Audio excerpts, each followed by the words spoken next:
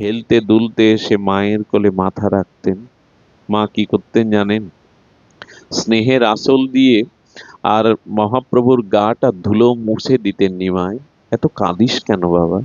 এত ধুলাই গড়াস কেন? তোর সমস্ত অঙ্গে ধুলাবালি। আচ্ছা, কাকর ফোটে কত ব্যথা লাগে।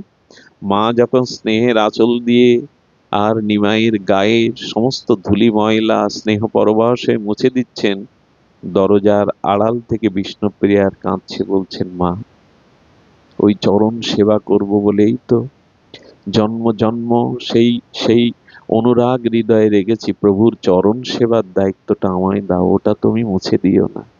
প্রভু ঘরে এলে আঁচল দিয়ে বিষ্ণুপ্রিয়া প্রভুর চরণটা মুছিয়ে দিতেন। একদিন সচিমা বলছে, নিমাই, আমার একটা কথা রাখবি বাপ?